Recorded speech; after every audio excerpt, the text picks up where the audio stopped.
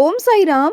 Welcome to Sai Samarpan channel. मैं हूं आपके साथ में विन्नी और आज मैं एक्सपीरियंस लेकर आई हूं आरती जी का, जो कानपुर से हैं। बहुत ही अद्भुत सा और बहुत ही प्यारा सा एक्सपीरियंस है उनका, जो मैं आप लोगों के समक्ष लेकर आई हूं। चलिए आते हैं उनके एक्सपीरियंस पर। उनका एक्सपीरियंस इस तरीके का है कि वो ना जब शादी से पहले की बात मैं कर रही हूँ, अब तो वो मैरिड है। शादी से पहले जब वो कॉलेज में थी, जब वो बीए कर रही थी, ग्रेजुएशन कर रही थी, उस वक्त में उनके घर पर एक अजीब सा माहौल बन गया। अब आप सब जानते हैं कि हमारे जो इंडिया की मेंटेलिटी ये है कि जैसे ही बेटियां बड़ी हो जाए, शादी की तुरंत घर में बात होने लगती है। तो जो इनके दादाजी हैं, वो इनके पापा को अप्रोच करने लगे कि भाई अब वो लड़की बड़ी हो गई है, तो रिश्ते वगैरह ढूंढना शुरू कर दो, और मेरा क्या पता ज़िंदगी का, तुम इसकी शादी कर दो मेरे ही सामने। और इनके दादाजी ने एक रिश्ता ढूंढ भी लिया, और वो रिश्ते में सारी बात भी पक्की हो गई, सब कुछ हो गया। और बल्कि सारी बात शादी के बस बहुत ही करीब थी, 4 महीने रह गए थे शादी को। सब कुछ गोद भराई वगैरह जो भी होता है ना, पक्का वक्का, वो सब हो चुका था। और सिर्फ शादी की डेट भी फिक्स हो गई थी, बस कार्ड छपने बाकी रह गए थे। और 4 महीने थे शादी को होने में। और जो आरती जी हैं, उन्हें बहुत अटपटा सा लग रहा था। अब घर में किसी के भी सामने वो बोल नहीं पा रही थी कि उन्हें नहीं करनी, क्योंकि उनका मन ही नहीं था शादी करने का, उनका मन ही नहीं था। उन्हें था कि उन्हें आगे बहुत कुछ करना है, आगे बढ़ना है, तो अभी शादी वादी तो नहीं करनी। लेकिन वो घर का माहौल ऐसा था कि आरती जी अपना मुंह नहीं खोल पा रही थी अपने घर वालों के आगे कि उन्हें नहीं करनी। उन्हें लग रहा था कि कहीं घर वाले कुछ गलत ना समझ बैठे, कुछ गलत थिंकिंग में ना चले जाए। लेकिन उनके अंदर से ना अजीब सी बेचैनी हो रही थी कि ये मेरे साथ क्या हो रहा है, क्यों हो रही है मेरी शादी, मुझे नहीं करनी है, और ये क्यों हो रहा है। इनके मन में इतनी अशांति थी, बहुत अशांति। ना दिन में चैन था, ना रात को ये ढंग से सो पाती थी। बहुत परेशान रहती थी कि अपने मन की बात मैं किसे कहूँ, क्या करूँ, मुझे शादी नहीं करनी, और घर वालों को कैसे बोलूँ, क्या रीज़न दूँ कि ये शादी जो है टल जाए। क्योंकि इनकी पूरी रिश्तेदारी में ये बात फैल चुकी थी कि इनकी शादी पक्की हो चुकी है और कुछ ही महीनों के अंदर इनकी शादी है। आप तो जानते हैं ना कि जो फैमिलीज़ होती है ना, उसमें अगर किसी की शादी वादी हो जाए या कुछ हो जाए, कुछ अच्छी चीज़ हो जाए या कुछ बुरी चीज़ हो जाए ना, तो आजकल ना बहुत कम टाइम लगता है लोगों को चीज़ों को एक से दूसरे तक पहुंचाने के लिए। क्योंकि आजकल नेटवर्क का ज़माना है, यूट्यूब का ज़माना है, इंस्टाग्राम का ज़माना है, फेसबुक का ज़माना है, तो आजकल चीज़ों को फैलने में टाइम नहीं लगता। तो इनके पूरे रिश्तेदारों में बात फैल गई कि इनकी शादी है।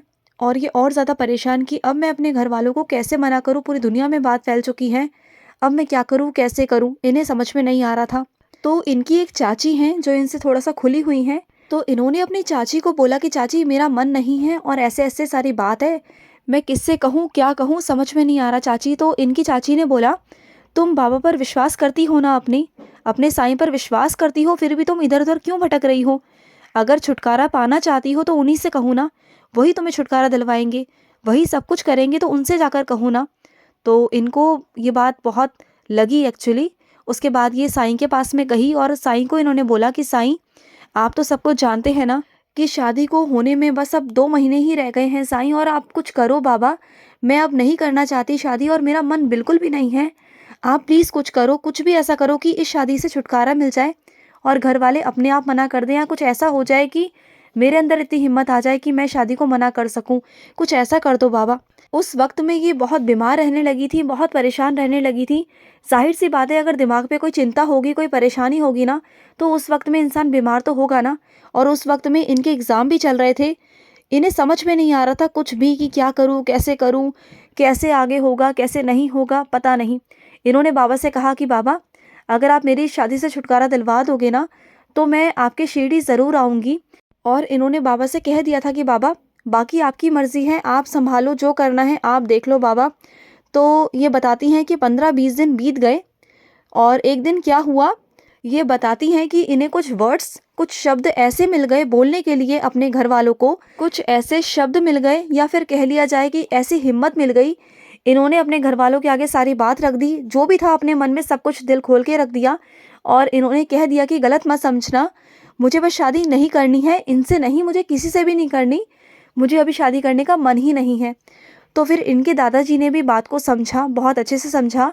और फिर इनके दादाजी ने खुद से ही लड़के वालों को मना कर दिया कि हमें शादी नहीं करनी है, क्योंकि हम ऐसे बंधन में लड़की को नहीं बांध सकते जहाँ पर उसका मन ही नहीं, कि कल को वो वहाँ पर निभा ही ना पाए। इन्होंने बहुत अच्छे से अपने घर वालों को, परिवार वालों को समझाया और इनके परिवार वाले मान गए, समझ गए और उन्होंने शादी जो है वो खुद ही कैंसिल कर दी। और जो इनकी मन की बेचैनी थी, जो चिंता थी, जो परेशानी थी, वो खत्म हुई। और उसके बाद में पता है क्या हुआ? उसके 6 महीने तक ये आराम से अपना पढ़ती रहीं, अपना ग्रेजुएशन कंप्लीट करती रहीं।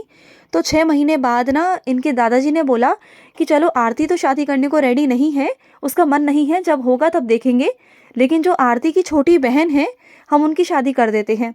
तो उनको देखने के लिए लड़के वाले आए घर पर, लड़के वाले देखने आए और देख कर चले गए, ठीक है।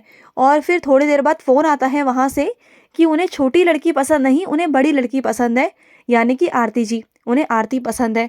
तो जब घर में ये बात आई, घर में ये बात उठी, घर में डिस्कशन हुआ, तो ये कुछ कह नहीं पाई उस वक्त, क्योंकि ऑलरेडी एक रिश्ते को ये ठुकरा चुकी थी, मना कर चुकी थी और उस बात को बीते हुए 6 महीने भी हो चुके थे।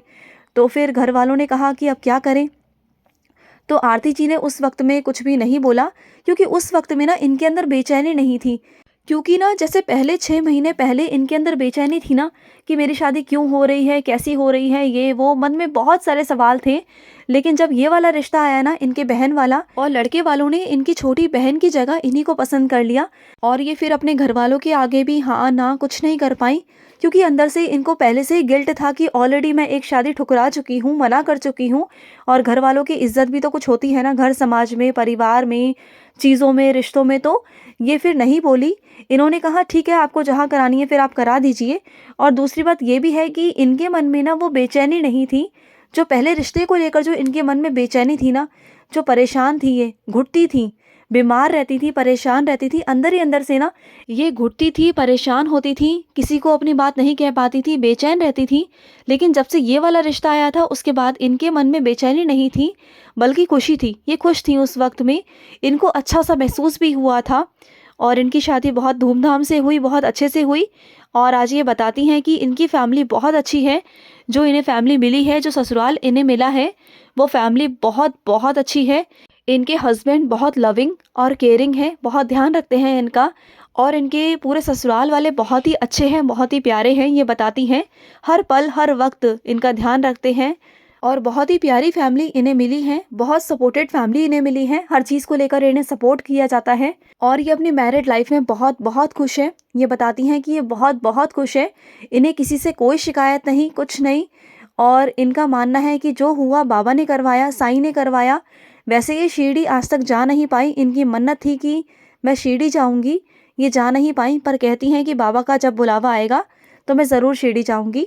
और जो कुछ हुआ बाबा की वजह से हुआ, क्योंकि पहले इनका जहाँ रिश्ता जोड़ा जा रहा था वो इनके मन में से ही बेचैनी थी, और वो बेचैनी इनके मन की नहीं, वो बाबा ने करवाई थी। क्योंकि जो कुछ होता है ना वो सब बाबा की मर्ज़ी से होता है। बाबा नहीं चाहते थे कि वहाँ पर इनकी शादी हो, तो कैसे भी करके इनके मन में चीज़ें ऐसी बाबा ने करवा दी कि इनका मन ही नहीं लग रहा था, उस घर में उनका जाने का मन ही नहीं था। तो बाबा ने फिर इनके मन में चीज़ें डाली, फिर बाबा से कहलवाई, फिर उनके घर में कहलवाई और रिश्ते को तोड़वा दिया, क्योंकि बाबा जानते थे कि वो चीज़ें इनके लिए अच्छी नहीं हैं। और फिर बाबा ने 6 महीने बाद ही इनकी बहन के लिए रिश्ता भेजा, जो कि वो इनके लिए था। कहते हैं ना, जहाँ पर संजोग होते हैं, जहाँ ईश्वर चाहता है वहीं पर रिश्ते जुड़ते हैं जो एक्चुअली होते हैं। तो बाबा जहाँ चाहते थे बाबा ने वहाँ करवाया।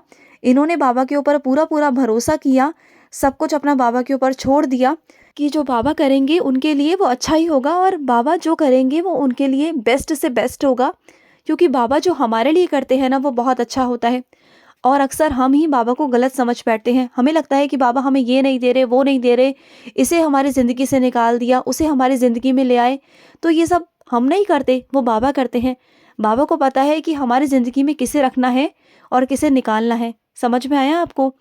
तो अपनी ज़िंदगी को लेकर परेशान बिल्कुल मत होइए, बाबा पर पूरा भरोसा रखिए, बाबा पर पूरा सरेंडर हो जाइए। बाबा से कह दीजिए कि बाबा जो है वो आपका है, मैं भी आपका हूँ, चाहे अच्छा हूँ या बुरा हूँ, मैं भी बाबा आपका ही हूँ।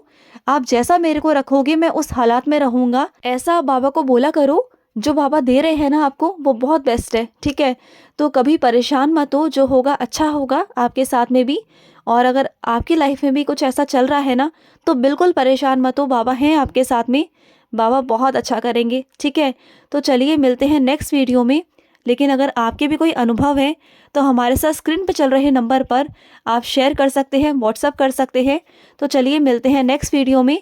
तब तक के लिए ओम साई राम, जय साई राम।